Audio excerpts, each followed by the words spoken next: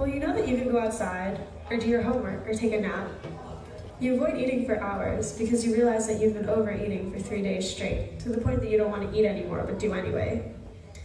You try on spring clothes, figure out some cute outfits, laugh in your mind that you care about cute outfits, laugh even more because you know you've done this almost every season since you were 12.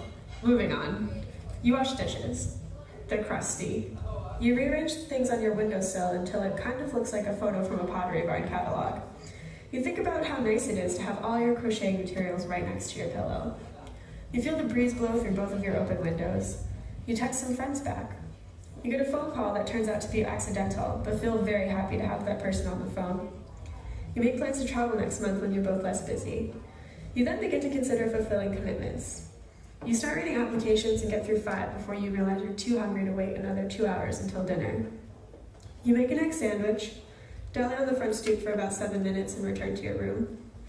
Continue to read applications and begin to feel excited. You think about how it's like reading diaries, but then realize that it's so well thought out and presented. You become a bit distrustful of the idealized ways people present themselves. You do it too, though. Move on. You migrate all the way from your desk to your bed once again with your computer. More applications.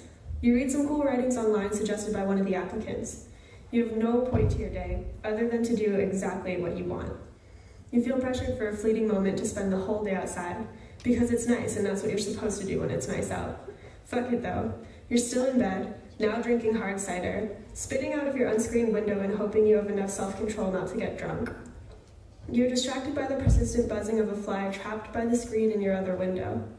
You laugh at the things you take for granted, like the ability to acknowledge that the screenless window is no more than 5 feet away from the screened one. But the fly has been repeatedly butting its body into the screen for almost an hour now. Cars drive by your window, and you wonder if they realize you're watching them. The fly is still buzzing. The birds are going with their chirps and songs and squawks. A seagull glides amongst the 12 panes of your window. You like looking out the window. You consider how funny it would be if the gull flew into your room. You pull the sheets up with your toes. You feel the hard cider you've been drinking. You enjoy writing this.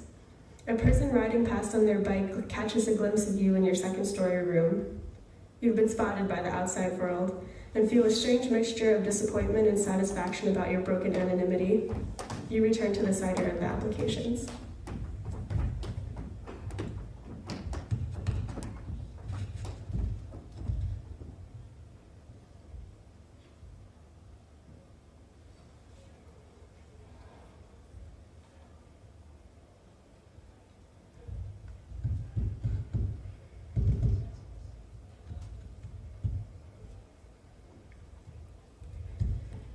After I'm dead, soon after, I hope that my home is eerily neat, so that whomever may step into it for the first time after my departure may wonder, did she know she would die, and did she clean up beforehand? A desk uncluttered, books arranged, dishes done, floors swept, clothes hanging in the closet limp and empty of a body, smelling of me who once was, also wondering if I had expected it.